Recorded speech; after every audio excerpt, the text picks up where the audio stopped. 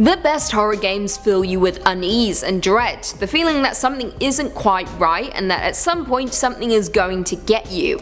With technology evolving over time, games have become more and more terrifying. However, I want to explore the less discussed ones, the ones that flew under most people's radars. So today on Top 5 Scary Videos, I'm going to be counting down our list of the top 5 scary, underrated horror games. Before we begin though, be sure to stick around until the end of the video where I'll be responding to some of your comments.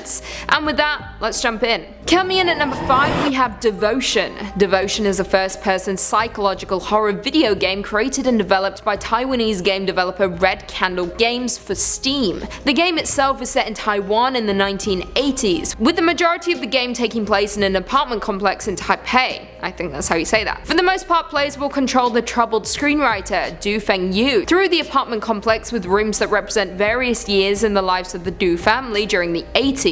The game draws inspiration from first-person games such as PT, What Remains of Edith Finch, and also Layers of Fear, all absolutely terrifying games, particularly PT. I mean, if PT ever came back, I might be happy. For the first time in my life. Can't relate now, but I might be happy, I might feel some kind of joy. All absolutely terrifying games. A number of critics made favourable comparisons of Devotion with PT and Gone Home, all first-person exploration games that successfully subvert the safe and secure feeling of home. Devotion was only available for fans in Taiwan via pre-order from June 8th until June 15th last year. However, the game was pulled and never returned to Steam amid controversy that it had included a disparaging remark about the Chinese president at the time. The studio apologized and removed the game in order to perform a complete check. However, it has yet to return, with it sounding unlikely that it will reappear anytime soon. Red Candle Games stated, I quote, "We made a critical and unprofessional error during the game's production. It saddens us that the focus of the game has shifted dramatically since the erroneous art asset was found.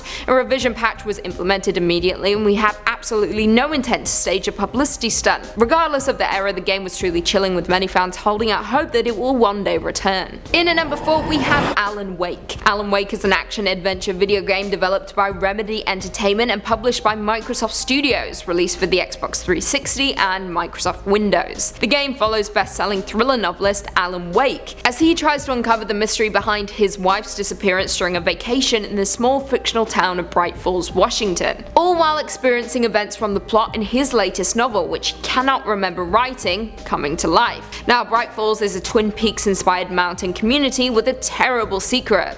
The game itself isn't overtly scary, but its sense of place and character is second to none. Not to mention, it'll be hard to find a more enjoyable playing experience than Alan Wake. Now, what makes this game so interesting is that structurally, Alan Wake is similar to a thriller television series, what with the endless plot twists and cliffhangers around every bend. The game itself consists of 6 episodes, with the storyline being continued by 2 episodes, The Signal and The Writer. Alan Wake is described by Remedy as the mind of a psychological thriller and the body of a cinematic action game put together. Michael Plant from The Independent gave the game a score of 5 out of 5 and praised Alan Wake for its flawless pacing, which ensures a compulsive experience. The Daily Telegraph rated the game 9 out of 10, with editor Nick Cohen being impressed by the stunning look, stating that the town of Bright Falls and its surrounding environment to be authentic in terms of architecture, vegetation, weather, and lighting.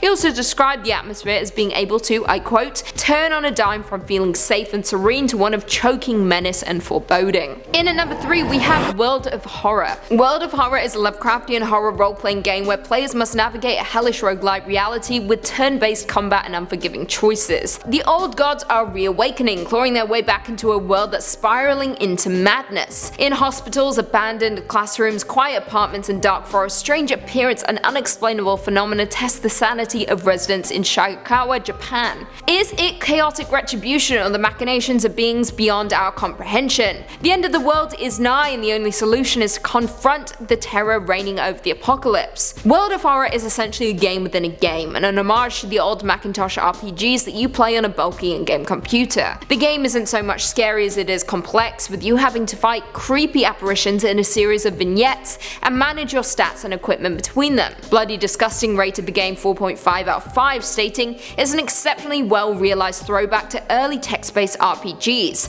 and with simple images and descriptive text, it shows how the power of horror can be effectively channeled into any medium."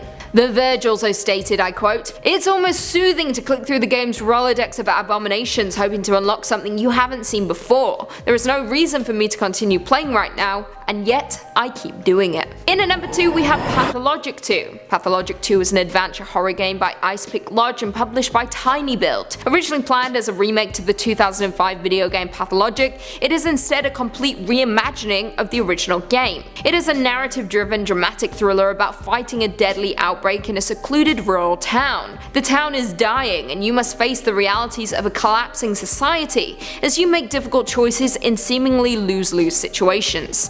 The plague isn't just a disease, you can't save everything, the plague is devouring the town. The chief local healer is dead and you are now to take his place. You'll have to look for unexpected allies. The local kids have something to hide, so perhaps try playing by their rules. The game is a mess to play, however, the disintegration of the town you're moving around is a fresh alternative compared to being dropped into a hellish situation. Pathologic 2 isn't just terrifying, but it's just downright weird and at times disturbing and disgusting.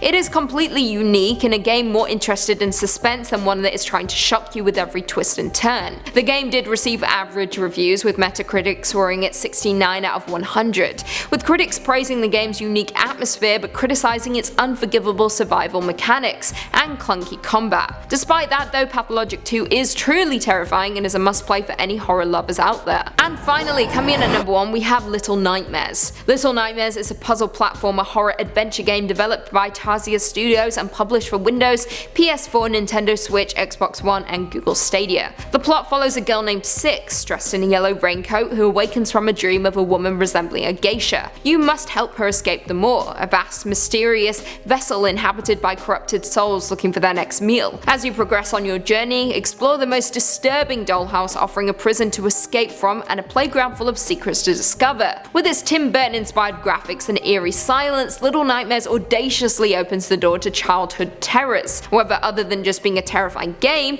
Little Nightmares may have some twisted meaning hidden aboard the moor. It may very well be an allegory for child abuse, with a plot concerning a child that loses her innocence too soon, which quickly becomes the monster that had once devoured them. Back to the horrors of the game though, have you ever had a dream where everything is slightly off, where everyone you meet has physical features that just aren't quite right? Well, that is Little Nightmares. The game takes this notion and runs with it, presenting a marauding cast of unthinkables that are absolutely terrifying. Just wait until you witness the janitor and his jerky off-putting twitching, or the blind custodian who wraps up children in cocoons and sends them packing on motorized meat hooks. On top of that, there is hardly any music in the game, proving that there is nothing more terrifying than complete silence. Honestly, if you haven't played this game, I suggest you do so immediately. Well, there we have it. Do you guys agree with our list? Were there any underrated horror games that we missed? Leave us your thoughts and feelings in the comments down below, and perhaps we can do a part 2. Before I go though, I just want to respond to a few comments from one of our last videos, Top 5 Scary Horror Island Urban Legends. Caprella's Artware said, "Take a shot or drink every time Lucy says island."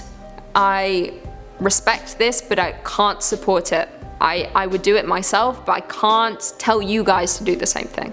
That's all I'm saying. Taya001 said, "I want to spend 3 months at a lighthouse, it would be a good job for me." I don't think anyone wants to spend 3 months at a lighthouse. Have you seen the movie The Lighthouse? They were barely there for what? I don't know how long they were there. Felt like a day, and they lost their damn minds. I do not recommend. Edmund Williams said, "I've got the Dark Queen Lucy's giggles set as my ringtone on my phone." Just joking.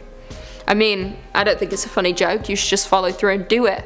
You coward or what? That Sweets and a Booty said, "The thing I love about Urban Legends is that they don't have scores on Rotten Tomatoes or a general consensus." I liked this comment a lot.